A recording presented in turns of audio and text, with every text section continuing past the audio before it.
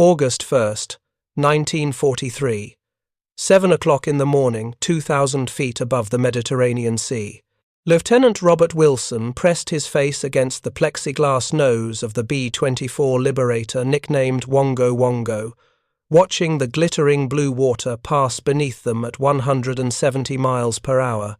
As mission navigator for Operation Tidal Wave, Wilson carried a responsibility that weighed more than the 3,000 gallons of fuel straining the bomber's wings. In his lap sat the master navigation charts for 177 aircraft following behind him. One wrong calculation, one missed checkpoint, and the entire formation, the largest commitment of American heavy bombers attempted to that point in the war, would be lost.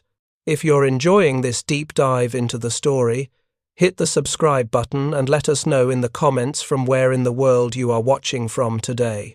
What Wilson didn't know, what none of the nearly 2,000 airmen climbing into the morning sky over Libya knew, was that in less than 4 hours his aircraft would plunge into the sea.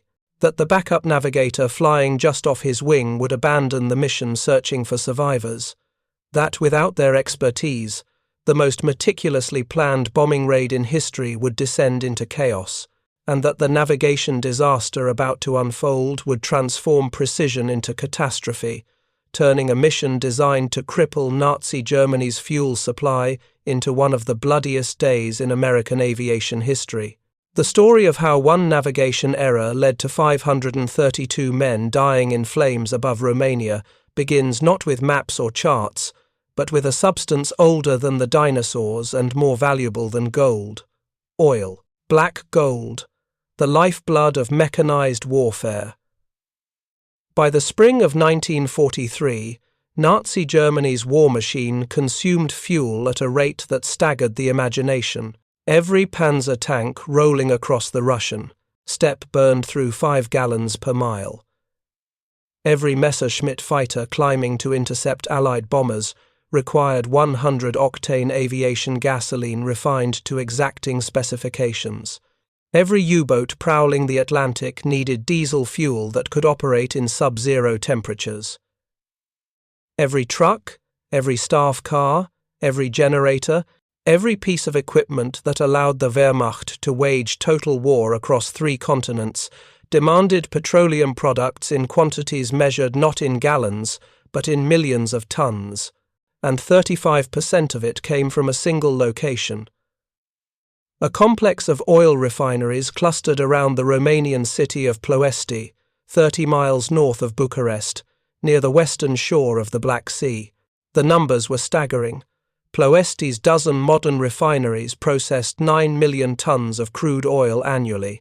They produced enough high-octane aviation fuel to keep the Luftwaffe's fighter force in the air, enough diesel to fuel Rommel's Afrika Korps before its defeat, enough gasoline and lubricants to keep German mechanized divisions mobile across the vast expanses of the Eastern Front.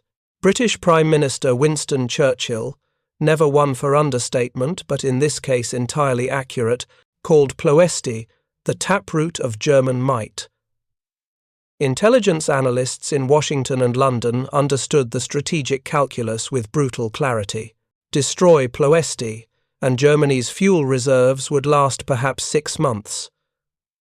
After that, tanks would sit idle, aircraft would be grounded, ships would remain in port, the entire German military machine would grind to a halt not through battlefield defeat but through simple starvation of fuel.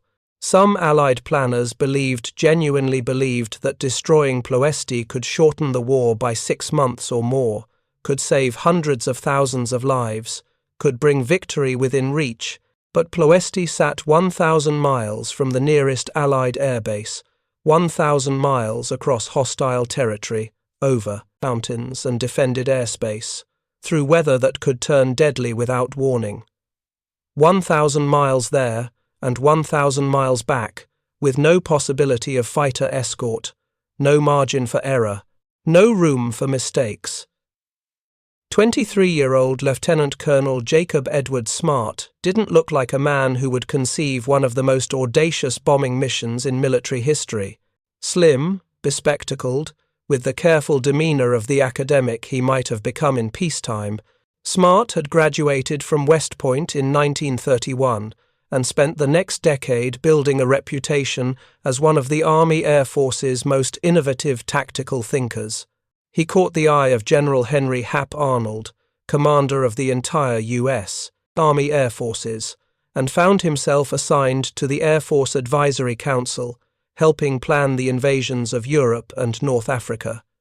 In early 1943, Arnold gave Smart a specific assignment: find a way to destroy Ploesti, not damage it.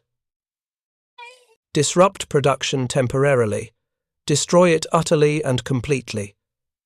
Smart studied the problem with the methodical precision of an engineer solving an equation.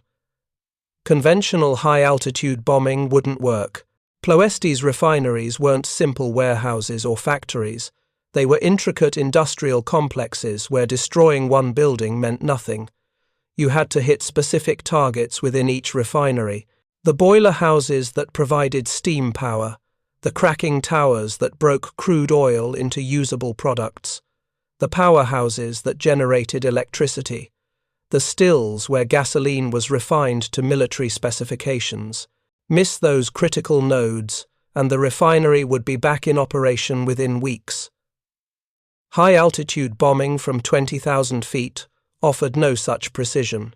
Even the vaunted Norden bomb site, which could theoretically place a bomb in a pickle barrel from 4 miles up, couldn't reliably hit targets as small as individual refinery buildings.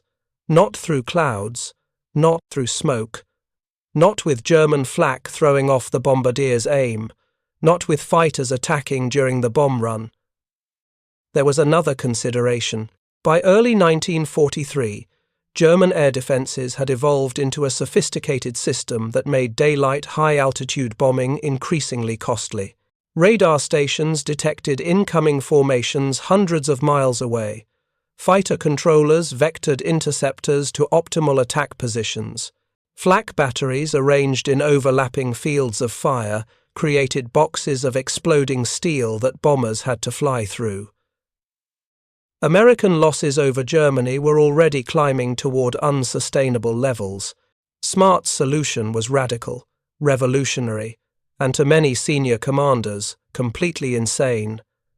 Go in low, not medium altitude low, not skip bombing low, treetop low, chimney stack low. So low that German radar couldn't track the formation, so low that flak gunners would have only seconds to acquire and fire at targets, so low that fighters attacking from above would have to be careful not to crash into the ground, so low that bombardiers could literally see into the windows of the buildings they were bombing. 50 feet.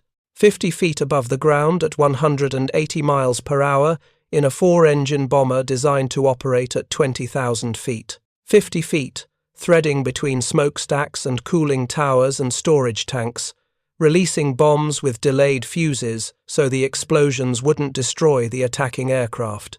The concept offered undeniable advantages. Surprise would be almost total. Accuracy would be guaranteed. The attacking force could hit every critical target simultaneously, overwhelming defenders through sheer audacity. But the risks were equally undeniable. One navigational error, and the entire formation would be lost. One wrong turn, and surprise would evaporate. One mechanical failure at 50 feet meant instant death with no possibility of bailing out. When Smart presented his plan to the Air Force, the High Command in April 1943, the reaction ranged from skepticism to outright opposition. Heavy bombers didn't fly at treetop level. It violated every principle of strategic bombing doctrine developed over 2 decades. The aircraft weren't designed for it. The crews weren't trained for it. The risks were catastrophic. But Smart had one compelling argument that silenced the doubters. If you find this story engaging, please take a moment to subscribe and enable notifications. It helps us continue producing in-depth content like this. This was the only way to destroy Ploesti. The only way to cut off 1/3 of Germany's fuel supply, the only way that precision could be guaranteed. High-altitude bombing had been tried before against Ploesti. In June 1942, 13 B-24 seconds of the Halvorsen project had attacked from altitude. They'd missed their targets completely. The refineries hadn't lost a single day of production. General Arnold approved Smart's plan. The code name went through 3 iterations. First, Operation Statesman, then Operation Soapsuds, which Churchill protested as insufficiently serious for such a vital mission. Finally, Operation Tidal Wave. The name captured both the massive scale of the attack and the overwhelming force that would sweep over the target. Now, they needed bombers, lots of bombers, and crews willing to fly them into the teeth of defences that nobody fully understood. The B-24 Liberator was chosen for a single reason range. The mission required flying 2,400 miles, round trip. The B-17 Flying Fortress, more famous and more beloved by crews, simply couldn't carry enough fuel. The B-24, with its high aspect ratio Davis wing and more efficient engines, could make the distance if extra fuel tanks were installed in the bomb bay. The 9th Air Force in Libya could provide 2 heavy bombardment groups. The 98th Bombardment Group, commanded by Lieutenant Colonel John Killer Kane, a hard-charging combat veteran who'd earned his nickname through aggressive tactics, and the 376th Bombardment Group, led by Colonel Keith Compton, methodical and by the book. Together they could put roughly 80 B-24 seconds over the target. That wasn't enough. To saturate Ploesti's defences, to hit all 9 refinery complexes simultaneously, the mission needed at least 150 bombers. The shortfall would have to come from the 8th Air Force in England. In late June 1943, 3 bomb groups received orders to deploy temporarily to North Africa: the 44th Bombardment Group, the Flying 8 Balls; the 93rd Bombardment Group, the Travelling Circus; and the 389th Bombardment Group, the Sky Scorpions, still so new they hadn't yet flown a combat mission. The crews were not told why they were going to Libya. Most assumed they'd be supporting the invasion of Sicily or hitting targets in Italy. When they arrived at the dusty airfields around Benghazi and saw the 5 groups assembled, they knew something extraordinary was being planned. The training began immediately, and it was like nothing any of them had experienced. First, the aircraft themselves had to be modified. Extra fuel tanks went into the bomb bays, increasing capacity from 2,000 to 3,100 gallons. That gave the B-24 seconds enough range for the mission, but it also made them dangerously heavy on takeoff and reduced the bomb load they could carry. Norden bomb sights, designed for high-altitude bombing, were removed and replaced with low-level sights that looked more like gun sights than precision instruments. Most dramatically, the lead aircraft in each group had 2 50-caliber machine guns installed in the nose, operated by the pilot. For the first time in history, B-24 Liberators would conduct strafing runs. The pilots would become fighter pilots and bombardiers simultaneously, shooting up anti-aircraft positions as they released their bombs. Then came the flying training. The B-24 was a high-altitude bomber. At 20,000 feet, flying straight and level in formation, it was stable and predictable. At 50 feet, in the thick air near the ground, carrying 3,000 gallons of fuel and several tons of bombs, it was a different beast entirely. The controls were heavy, response was sluggish. Formation flying required constant attention because the turbulence from other aircraft could flip a bomber on its back in seconds. The crews practiced over the Libyan desert, flying in tight formation at 200 feet, then 100 feet, then 50 feet. They practiced for hours every day, learning to read terrain, to anticipate obstacles, to react instantly when the lead aircraft turned or climbed.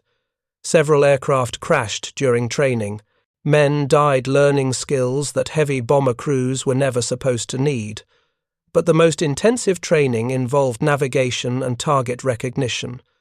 This was where Operation Tidal Wave would succeed or fail, and this was where the mission planners went to extraordinary lengths. In the desert south of Benghazi, Army engineers constructed something unprecedented, a full-scale replica of the Ploesti refinery complex. Not a simplified mock-up, not a symbolic representation, an actual recreation of the refineries, built to scale, using aerial reconnaissance photographs and intelligence reports from oil industry executives who had worked at Ploesti before the war. The mock-up covered square miles. Barrels and scrap metal represented storage tanks. Wooden frames marked refinery buildings. Vehicle bodies positioned at precise intervals simulated the distinctive landmarks that navigators and bombardiers would use to identify their targets. The Romana Americana refinery, the Creditul Minier refinery at Brazi, the Columbia Aquila refinery, the Concordia Vega refinery, the Standard Petrol refinery, each assigned a code name White 1 through White 5, plus blue target at Brazi and red target at Campina, 8 miles from Ploesti itself. Every crew flew practice missions against this mock-up. Again and again and again. Navigators studied the route until they could recite every checkpoint from memory. Pilots learned the exact approach path to their assigned targets. Bombardiers memorized the aim points, not the refinery complex as a whole, but specific buildings within each complex that had to be destroyed. The mission plan was a masterpiece of detailed coordination. The 5 bomb groups would take off from Benghazi at dawn and fly north across the Mediterranean in tight formation. After crossing Corfu, they would climb to 10,000 feet to clear the Pindus Mountains of Albania. Then descend back to low level over Yugoslavia, cross into Romania from the southwest, and navigate to a series of checkpoints that would bring them to Ploesti from the north, the least defended approach. At the initial point, a town called Floresti, northwest of Ploesti, the formation would split. Each group would turn toward its assigned targets, approaching from different directions simultaneously. The attack would last 10 minutes. 10 minutes of concentrated hell unleashed on the refineries. Then the groups would reassemble and fly back to Libya. Timing was everything. The groups had to hit their targets within seconds of each other, overwhelming the defenders, preventing anti-aircraft crews from shifting fire from one group to another. This required navigation so precise that errors would be measured in seconds, not minutes. Any delay, any wrong turn, any hesitation would cascade into disaster. The mission was scheduled for August 1st, 1943. 3 days before the launch, on July 29th, the crews were shown a sobering film. A briefing officer walked them through what to expect if they were shot down, how to evade capture, how to reach neutral Turkey, what to say if captured and interrogated. The message was clear: many of you will not be coming back. Brigadier General Uzal Ent, who would fly as mission commander aboard Colonel Compton's aircraft, addressed the assembled crews. His words were recorded by multiple witnesses and would haunt many of them afterward. If nobody comes back, Ent said, the results will have been worth the cost. The airmen absorbed this in silence. They were volunteers, all of them. They'd raised their hands and sworn oaths, knowing that bomber crews faced the worst casualties of any branch of service. But this was different. This was a mission where the senior commanders expected massive losses, where success was measured not in lives saved but in refineries destroyed, regardless of the cost in blood. On the evening of July 31st, the final briefings took place. Each crew received updated intelligence, weather forecasts, and final instructions. They studied sand table models one last time. They reviewed recognition signals, how to identify German fighters versus Romanian fighters, how to distinguish Ploesti from similar-looking cities nearby. They synchronized their watches. They checked their equipment. They wrote letters home that many suspected would be the last their families ever received. And they learned the critical command structure for navigation. Lieutenant Brian Flavelle, flying the aircraft Wongo Wongo from the 376th Bombardment Group, would lead the entire formation to the initial point. His navigator, Lieutenant Robert Wilson, carried the master navigation charts. Flavelle's wingman, flying the aircraft Desert Lily, carried the backup navigator. If anything happened to Flavelle, Desert Lily would assume the lead. This decision, having the lead navigator in a different aircraft than the mission commander, would later be identified as a critical mistake, but at the time it seemed logical. Compton's aircraft, Tegian, would carry General Ent and serve as the command ship. Communications, decision-making, overall mission control would come from Tegian, but detailed navigation, the minute-to-minute course corrections, the precise identification of checkpoints that was Flavelle's job. Nobody questioned the decision. Flavelle was experienced, cool under pressure, an excellent pilot. Wilson was one of the best navigators in the theatre. If anyone could guide 177 bombers across 1,000 miles of hostile territory to arrive at a specific point at a specific time, it was this crew. At 2 o'clock in the morning on August 1st, the crews were awakened. They ate breakfast in mess halls lit by harsh electric bulbs, the air already hot despite the hour. Some men ate heartily, knowing it might be their last meal. Others couldn't force down more than coffee and toast.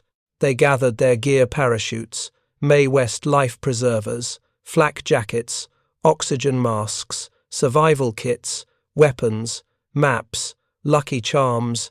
They were driven in trucks across the dark desert to their aircraft. The B-24 seconds sat in long rows, sand-coloured paint making, in them almost invisible in the pre-dawn darkness. Ground crews had been working all night, fueling the aircraft, loading bombs, checking engines, making final adjustments. The ordnance crews handled their work with particular care. Many aircraft carried bombs with delayed fuses. They would explode 45 seconds after impact, giving the attacking bomber time to clear the blast zone. But if anything went wrong, if a fuse was improperly set, the bomb would explode on impact and destroy the aircraft that dropped it. The bombs themselves represented the fruits of extensive research. 500-pound high-explosive bombs to shatter structures. 1,000-pound bombs to penetrate deep into refinery equipment. Incendiary bombs filled with oil to spread flames.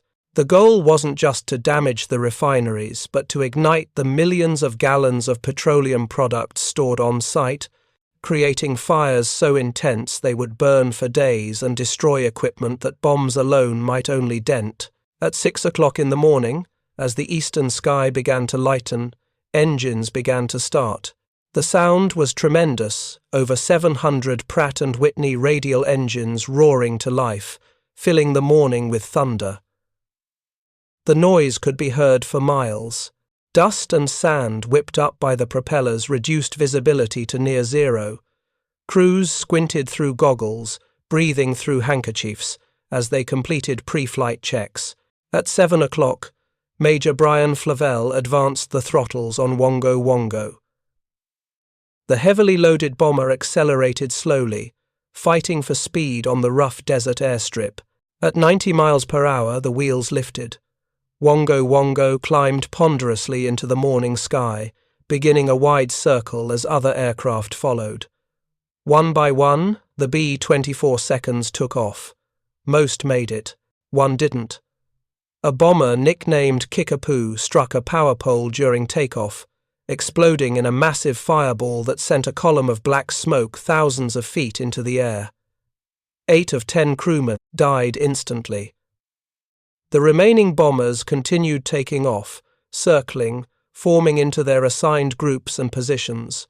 177 aircraft, nearly 2,000 men, climbing into formation over Libya, turning north toward the Mediterranean, toward Romania, toward Ploesti, toward a navigation disaster that none of them could yet imagine. Lieutenant Robert Wilson, in the nose of Wongo Wongo, checked his first checkpoint. They crossed the Libyan coast exactly on schedule. The Mediterranean stretched ahead, blue and glittering in the morning sun.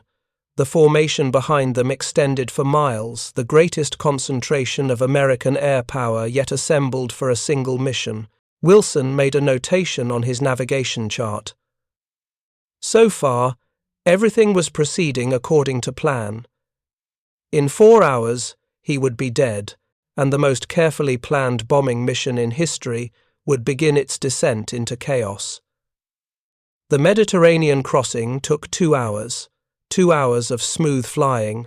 At 2,000 feet, the formation holding together perfectly, 177 bombers spread across miles of sky. The crews relaxed slightly. Some ate sandwiches prepared before takeoff. Others dozed, catching what sleep they could before the shooting started. Gunners test-fired their weapons into the sea, watching tracer rounds arc away into the distance. The turrets worked smoothly. The engines ran without complaint. Everything was going according to plan. Lieutenant Robert Wilson marked checkpoints on his navigation chart with mechanical precision. They passed over the island of Corfu exactly when the flight plan said they should. The formation began to climb.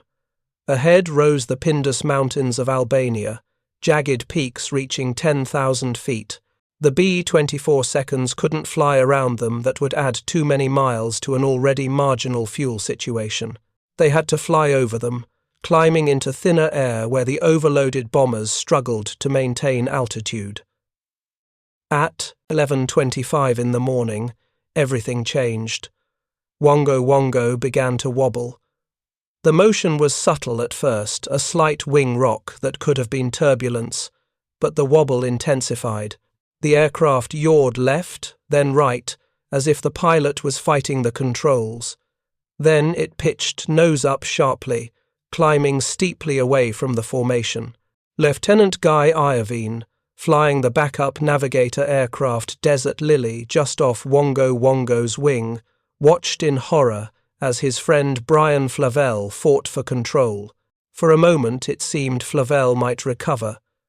At 1,000 feet, Wongo Wongo's nose came down. The wings leveled. But then the aircraft stalled. The left wing dropped. The bomber entered a tight spiral, spinning faster and faster. Wongo Wongo hit the Mediterranean at over 200 miles per hour. The impact was catastrophic. The aircraft disintegrated on contact with the water. Fuel tanks ruptured, igniting instantly. A column of flame and black smoke rose too, 100 feet into the air.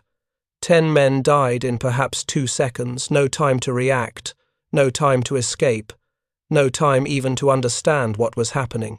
Brian Flavel, the pilot who was supposed to lead the formation to Ploesti, Robert Wilson, the navigator who carried the master navigation charts, 8 other crew members whose names would be listed as missing in action. Their bodies never recovered from the Mediterranean depths, gone. Just like that. The entire carefully constructed navigation plan suddenly dependent on the backup crew. Iovine made an instant decision. He broke formation, pushing Desert Lily's nose down, diving toward the burning wreckage on the water. He circled the oil slick, desperately searching for survivors, for parachutes, for life rafts, for any sign that someone had escaped. There was nothing. Just burning aviation fuel spreading across the water, pieces of wreckage bobbing in the waves, and the terrible certainty that all 10 men were dead. Iovine circled for several minutes, unable to accept what he was seeing, unable to abandon his friend. But every minute he circled, the formation pulled farther ahead. Desert Lily was now miles behind, with no hope of catching up to bombers flying at maximum cruise speed. The formation was climbing into the mountains. By the time Iovine finished his search, he'd be too far behind and too low on fuel to continue. The backup navigator, the man who was supposed to take over if anything happened to Wilson, turned back to Libya. The mission continued without him.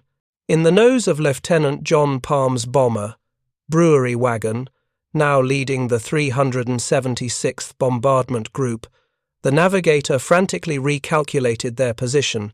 Every crew had a navigator. Every crew had studied the route. But Palm's navigator hadn't been briefed as the formation leader. He hadn't memorized the checkpoints with Wilson's precision. He didn't have the detailed notes and calculations that Wilson had prepared. He was navigating now with a standard map, dead reckoning, and whatever landmarks he could identify from 2,000 feet. Behind Brewery Wagon, Colonel Keith Compton in Teguian watched the confusion unfold. As mission commander, Compton had overall responsibility for the operation. But he wasn't piloting the lead aircraft. He was flying in formation, following Palm, trusting Palm's navigator to get them to the initial point. This was the fundamental flaw in the command structure. The man making strategic decisions wasn't the man navigating, and the man navigating hadn't expected to be navigating until 10 minutes ago when Wongo Wongo hit the water. The formation crossed the Albanian coast and began climbing into the mountains. The air grew thinner. Engines laboured. The heavily loaded bombers struggled to maintain altitude. They crossed the peaks at 10,000 feet, just barely clearing the highest ridges. Below them, Albanian shepherds looked up in amazement at the Collie armada passing overhead. But crossing the mountains meant something else. It meant German radar stations in Yugoslavia would track them. It meant the element of surprise was compromised. Fighter controllers at bases across the Balkans were already being alerted. Pilots were running to their aircraft. Anti-aircraft batteries were manning their guns. The defense of Ploesti was mobilizing. The original plan had called for the bombers to climb only high enough to clear the mountains, then immediately descend back to low level. But something went wrong with the timing. The lead groups, the 376th and the 93rd, had used higher power settings during takeoff and the Mediterranean crossing. They'd climbed faster and arrived at the mountains ahead of schedule. Behind them, the 98th, 44th and 389th bomb groups, still using the original power settings to conserve fuel, fell farther and farther behind. By the time the Colmea formation crossed into Yugoslavia and descended toward Romania, the 5 groups were no longer flying together. The lead 2 groups were miles ahead, out of sight of the trailing 3 groups. The carefully choreographed simultaneous attack was already falling apart, and they hadn't even reached Romania yet. Lieutenant Colonel John Killer Kane, leading the 98th Bombardment Group in the trailing formation, made repeated radio calls, trying to re-establish contact with Compton. But radio silence had been ordered to avoid alerting German defences. The few transmissions that got through were garbled, incomplete, misunderstood. Kane couldn't see the lead groups. He didn't know their exact position. He had to navigate independently, following the same route and hoping they'd all arrive at the initial point together. They wouldn't. At 1:45 in the afternoon, local time, the lead formation approached the town of Pitesti in southern Romania. This was a critical checkpoint, the point where the 389th Bombardment Group would split off to attack the red target at Campina, 8 miles from Ploesti, while the other groups continued to Floresti, the initial point for the main attack. Colonel Jack Wood, leading the 389th, recognized Pitesti from his extensive study of reconnaissance photographs and the sand table models. He broke formation smoothly, leading his Sky Scorpions southeast toward Campina. So far, his navigation was perfect, but ahead of Wood, in the 376th and 93rd Bombardment Groups, disaster was brewing. The route from Pitesti to Floresti ran almost due north. The bombers were supposed to follow a railroad line, cross a specific river, pass a distinctive town, then turn at Floresti toward Ploesti. The navigation depended on visual landmarks identified during months of planning and rehearsal. But Romania in August is hazy. Industrial pollution from Bucharest hung in the air. Dust from harvested fields reduced visibility.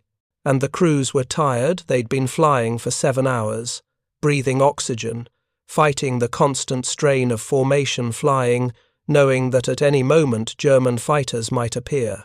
At 2 o'clock in the afternoon, the formation approached a town.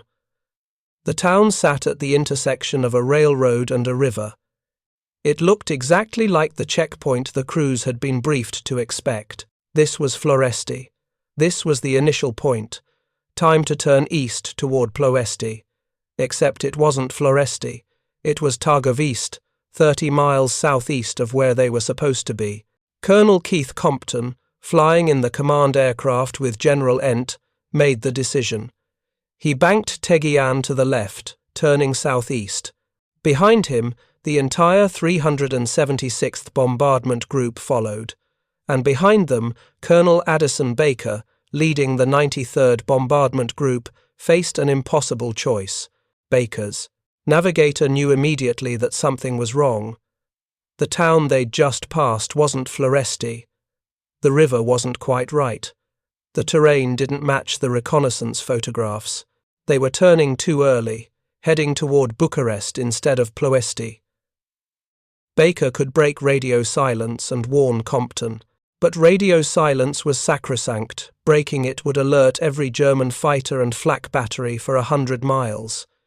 He could break formation and head for the correct turning point, but that would split the attacking force, leave the 93rd isolated and vulnerable.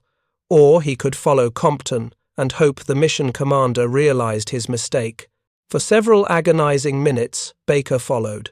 The formation flew southeast, parallel to their intended course but 30 miles too far south. Below them, German anti-aircraft spotters were already telephoning ahead, reporting the American bombers, giving position and altitude and heading. Lieutenant Norman Appold, flying in the 176th Group, broke radio silence. His voice crackled over the command frequency. "You're going the wrong way! You're going the wrong way!" Other crews joined in, frantically trying to warn Compton that they were off course. But the messages were garbled by static, overlapping transmissions, and possibly by Compton's own disbelief. He'd studied the route for weeks. He'd flown practice missions. He knew what Floresti looked like. The town they'd just passed matched perfectly. Except it didn't, and with every second, they flew farther from their targets, closer to Bucharest, deeper into the most heavily defended airspace in Romania. At 2:50 in the afternoon, Colonel Baker saw smokestacks on the horizon to his left. Ploesti. The target they'd flown 1,000 miles to attack was off to their left, and they were flying away from it. Baker made his decision. He broke formation. Banking sharply to the left, he led the 93rd Bombardment Group, the travelling circus, in a 90-degree turn toward those distant smokestacks. 39 B-24 seconds followed him, abandoning the 376th Group, abandoning the carefully rehearsed attack plan, committing to an improvised assault from completely the wrong direction. Behind Baker, in the aircraft nicknamed Hell's Wench, co-pilot Major John Gerstad watched the landscape ahead, resolving into industrial buildings, storage tanks, smokestacks, and railway yards. They were coming in from the south, over the most heavily defended approaches to Ploesti, without the element of surprise, without the coordinated simultaneous attack that was supposed to overwhelm the defences. They were alone, exposed, committed to the attack. German anti-aircraft gunners had been tracking the formation for 20 minutes. They knew exactly where the bombers were headed. The guns were already loaded, already aimed, already tracking. All they had to do was wait for the Americans to fly into range. At 2:55, the 93rd Bombardment Group descended to attack altitude, 50 feet. 50 feet above the Romanian countryside, flying at 180 miles per hour, watching telephone poles and farmhouses and trees flash past just below them.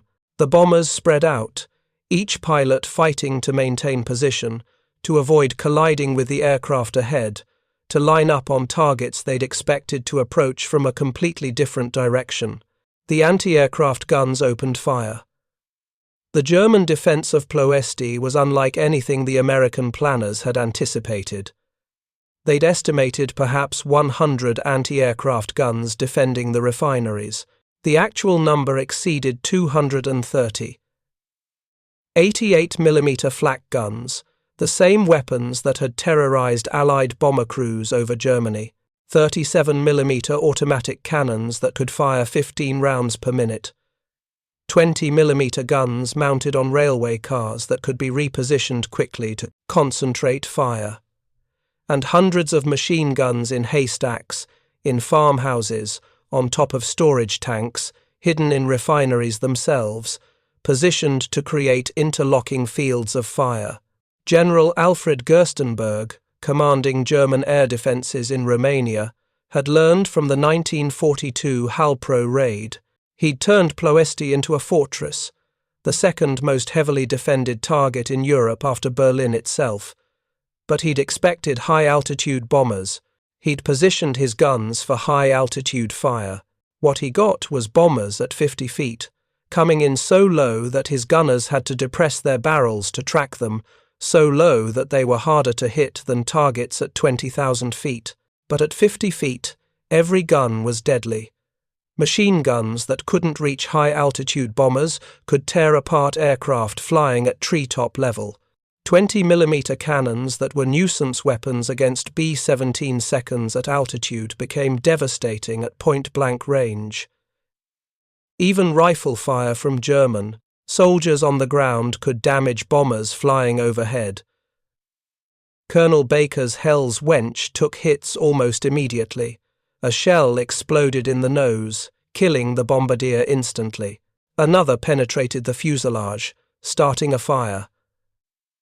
Baker had mere seconds to decide abort the attack, try to climb away and possibly save his crew, or continue the bomb run, deliver his bombs on target, and almost certainly die, he continued. With Hell's Wench on fire, losing altitude, barely controllable, Baker held formation. He led his group through the defensive fire toward the White 4 and White 5 targets refineries that had been assigned to other groups, but were the only targets the 93rd could reach from their approach direction. Behind Baker, 38 other B-24 seconds pressed the attack. The sky filled with tracer fire, black puffs of exploding flak, streams of machine gun bullets that created visible lines through the air. Bombers exploded. Bombers caught fire. Bombers disintegrated under direct hits. But the survivors kept coming, releasing their bombs at 50 feet, their delayed fuses giving them 45 seconds to clear the area before the explosions erupted behind them. Hell's Wench cleared the refinery, its bombs released, its job done. Baker struggled to gain altitude, to reach high enough that his crew could bail out. The aircraft climbed to 300 feet, then the fire reached the bomb bay fuel tanks. Hell's Wench exploded, a massive fireball that consumed the aircraft in seconds. All 10 crew members died instantly. Colonel Addison Baker and Major John Gerstad, who had volunteered to return for this mission after completing his combat tour. The bombardier, the navigator, the engineer, the radio operator, the gunners, gone. Both Baker and Gerstad would be awarded the Medal of Honor posthumously. It was small comfort to the families who received telegrams weeks later, informing them their sons and husbands and fathers were never father's Kulak. Coming home. Behind the lead wave, the rest of the 93rd pressed through smoke now so thick that visibility dropped to zero. Pilots flew by instruments and instinct, unable to see the aircraft ahead, unable to see the ground, unable to see anything but grey smoke occasionally lit orange by explosions. They released their bombs into the smoke, hoping they were hitting something important, and fought their way through to clear air on the other side. 8 B-24 seconds from the 93rd went down over Ploesti. 8 aircraft, 80 men, shot out of the sky in minutes. The survivors emerged from the smoke with their aircraft riddled with holes, engines smoking, hydraulic systems failing, fuel streaming from punctured tanks. Meanwhile, the 376th Bombardment Group finally realized their mistake. 30 miles southeast of Ploesti, approaching the outskirts of Bucharest, Colonel Compton understood he'd turned at the wrong checkpoint. General Ent, sitting beside him in Tegian, had to make an immediate decision. They could try to navigate back to Ploesti, approaching from the southeast instead of the north, or they could abort, turn around, and hope to attack another day. Ent chose to continue. He ordered the group to swing north in a wide arc, looking for any targets they could hit. The carefully planned precision attack had disintegrated into a free-for-all. Individual crews searched for anything that looked like a refinery and dropped their bombs. Lieutenant Norman Appold, who'd tried to warn Compton about the wrong turn, refused to waste his bombs on random targets. He led his flight of 4 B-24 seconds all the way to the White 2 target, the exact refinery he'd been assigned, approaching it alone through dense defensive fire. His bombardier placed his bombs perfectly, destroying the Concordia Vega refinery's boiler house. Appold's aircraft took 44 hits, but made it home. Most of the 376th Group wasn't so lucky or so determined. They bombed bridges, railway yards, anything that looked strategically significant. Some hit minor oil installations. Many dropped their bombs on empty fields, unable to identify valid targets through the smoke and confusion. The group that was supposed to spearhead the attack, hitting the most important targets with the element of surprise, instead scattered their bombs across southern Romania with minimal effect. By 3 o'clock in the afternoon, the smoke over Ploesti rose 10,000 feet into the air. Fires burned across multiple refineries. The smell of burning petroleum was so intense that pilots could detect it inside their aircraft with the windows closed. The carefully planned mission had descended into chaos, and the trailing 3 groups, the 98th, the 44th, and the 389th, were just arriving. Lieutenant Colonel John Kane, leading the 98th Pyramiders, approached Floresti, the real Floresti, and 30 miles north of where Compton had turned. Kane's navigation had been perfect. He'd followed the flight plan exactly. He'd arrived at the initial point precisely on schedule, but he was 20 minutes behind the lead groups, 20 minutes during which surprise had been lost and defences fully alerted. Kane turned east toward Ploesti and saw something that nearly made him turn back. The entire city was obscured by smoke. Flames reached hundreds of feet into the air. Anti-aircraft fire filled the sky. The refineries the 98th was supposed to attack were already burning from the 93rd's bombs, and somewhere in that inferno, German gunners were waiting for him. Kane pressed the attack. The 98th Bombardment Group descended to 50 feet and flew into the smoke. What followed was beyond description. Visibility was zero. Pilots flew by instruments, unable to see their wingtips, unable to see anything but grey smoke occasionally lit orange by explosions. They navigated by dead reckoning, by elapsed time, by prayer. When the smoke cleared briefly, they saw their targets and dropped their bombs. The defensive fire was so intense that it seemed impossible anything could survive.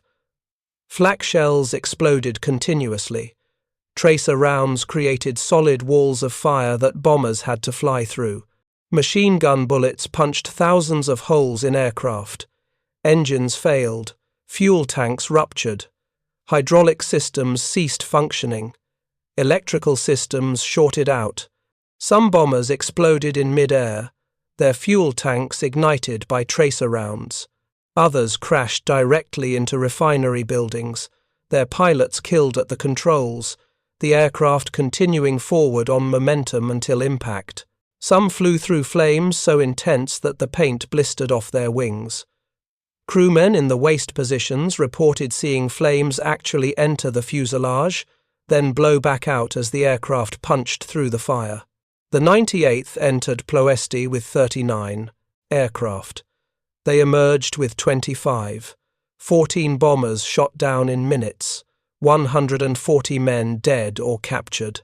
The group had achieved its objective White 4 target, the Astra Romana refinery, was devastated. But the cost was catastrophic. Behind the 98th came the 44th Bombardment Group, led by Colonel Leon Johnson. Johnson's group had the worst assignment targets on the southern edge of Ploesti, requiring them to fly across the entire city to reach their objectives. They would have to penetrate defensive fire from every refinery, every anti-aircraft position, every gun in Ploesti. Johnson led them in anyway. The 44th flew through an inferno. One of their targets, White 5, was already burning from previous attacks. Johnson's bombardier couldn't see the aim points through the smoke. Johnson circled at 50 feet over the most heavily defended target in Romania, looking for a clear approach. His aircraft took dozens of hits. Every B-24 inches his formation was damaged. But Johnson completed his bomb run, hitting the target despite the fire and smoke and the near certainty of death. The 44th lost 5 aircraft over the target. Johnson's own aircraft was so badly damaged it barely made it back to Libya, landing with one engine dead, another failing, and hydraulic fluid streaming from severed lines. Johnson would receive the Medal of Honor for pressing the attack when any sane person would have aborted. The attack lasted 30 minutes. 30 minutes during which American bombers and German defenders engaged in the most intense close-range combat of the air war. 30 minutes during which 500 tons of bombs and incendiaries turned Ploesti into a landscape of fire and destruction. 30 minutes during which the navigation disaster, the lost surprise, and the separated groups transformed a precision strike into a brutal slugging match. By 3:30 in the afternoon, the last American bombers cleared Romanian airspace, heading south toward Bulgaria and safety. Behind them, Ploesti burned. But assessing the damage would require days, not hours, and the cost in American lives was already staggering. Of the 177 B-24 seconds that had taken off from Libya, only 88 returned. Some had diverted to Allied airfields in Sicily. Some had crash-landed in neutral Turkey, their crews interned for the duration of the war. But 54 were simply gone, shot down over Romania, crashed into the Mediterranean, or lost to mechanical failure somewhere over the Balkans. 532 aircrewmen didn't return, 440 killed in action, 108 captured and sent to POW camps, 54 interned in Turkey. It was proportionally the highest loss rate of any major American air mission in World War II. Worse than Schweinfurt, worse than Regensburg, worse than any subsequent mission over Germany. The Medal of Honor was awarded 5 times to Addison Baker, John Gerstad, Leon Johnson, John Kane, and Lloyd Hughes, a pilot who had kept his burning aircraft level long enough for his crew to bail out before it exploded. 56 Distinguished Service Crosses were awarded. Hundreds of other decorations recognized acts of courage that in any other battle would have warranted higher honors but were routine at Ploesti simply because everyone who survived did something extraordinary.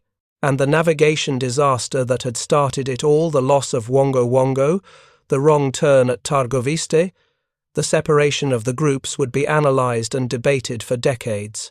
Had Compton really mistaken Targoviste for Floresti? Or had he been following Lieutenant John Palm in brewery wagon, trusting Palm's navigator who had never expected to lead the formation? Why hadn't General Ent, sitting next to Compton, corrected the error? Why had radio silence been maintained so strictly that crews couldn't warn about the wrong turn? The answers would never fully satisfy anyone. War is chaos, combat is confusion, and even the most carefully planned operation can disintegrate when a single aircraft crashes into the Mediterranean, taking with it the navigator who held the entire mission together. In the days following the raid, reconnaissance aircraft photographed Ploesti. The damage was extensive. 7 of the 9 major refineries had been hit. Fires burned for days. Smoke was visible from 100 miles away. Production dropped by 46% immediately.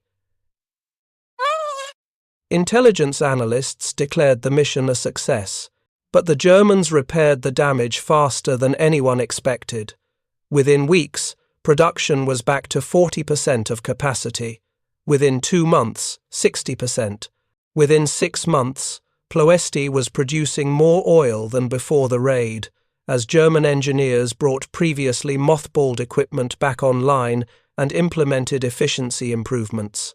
The strategic impact that planners had hoped, for the crippling of German fuel production, the shortening of the war by 6 months never materialized. Ploesti would require sustained bombing over an entire year, beginning in April 1944, before it was finally knocked out of the war. That campaign, flown from Italian bases at high altitude with fighter escort, would eventually succeed where Operation Tidal Wave failed. But the August 1, 1943 raid remained etched in the memory of everyone who participated. The crews who flew it never forgot. The planners who conceived it spent years defending their decisions. The families who lost sons and husbands and fathers never stopped wondering if the results were worth the cost. Captain Robert Sternfels, who piloted the B-24, nicknamed the Sandman through the fire over Ploesti, would live into his 90s. He became one of the last surviving members of the raid, telling his story to historians, to students, to anyone who would listen. In his 90s, he would reveal details that had never been publicly discussed: the confusion over who was actually leading the formation, the power-setting disparities that separated the groups, the poor briefing that left backup navigators unprepared. But even Sternfels, with decades of hindsight, couldn't definitively answer the central question. Could the navigation disaster have been avoided? If Wongo Wongo hadn't crashed, would Wilson have guided them perfectly to Ploesti, or would the same mistakes have occurred: the separated groups, the wrong turn, the loss of surprise? What is certain is that the loss of the lead navigator transformed a precision operation into improvisation. And in warfare, improvisation against a prepared enemy usually means blood. The families of the 10 men who died when Wongo Wongo hit the Mediterranean received telegrams in August 1943. The telegrams were identical, bureaucratic, offering no explanation beyond missing in action over the Mediterranean. See. The families wouldn't learn the full story for years. Some never learned it at all. Brian Flavel left behind a wife and a 4-month-old son he'd never met. Robert Wilson's parents received his posthumous promotion to first lieutenant and a citation for heroism that offered no details about what had happened. The other 8 crew members, gunners, engineer, radio operator, disappeared from the historical record, except as names on casualty lists. They weren't heroes in the traditional sense. They didn't storm enemy positions. They didn't sacrifice themselves saving comrades. They were simply in the wrong aircraft at the wrong time when something probable fuel transfer error, according to the investigation, caused their bomber to lose control and crash. They died before the battle even started, but their deaths changed everything. Without them, Operation Tidal Wave transformed from precision into chaos, from coordinated attack into desperate improvisation, from calculated risk into one of the bloodiest missions of the war. The navigators who survived the men in the other aircraft who had to guide their groups to Ploesti without the lead navigator's expertise did the best they could under impossible circumstances. Some, like Colonel Jack Wood leading the 389th, navigated perfectly and hit their targets exactly as planned. Others, like the 98th and 44th groups, reached their targets despite being 20 minutes behind schedule. And some, like the 376th, got lost and accomplished little. But all of them flew 1,000 miles into enemy territory, attacked the second most heavily defended target in Europe, and tried to complete a mission that had been compromised before it began. That took a kind of courage that's difficult to comprehend from the safety of 80 years later. Thank you for watching. For more detailed historical breakdowns, check out the other videos on your screen now, and don't forget to subscribe.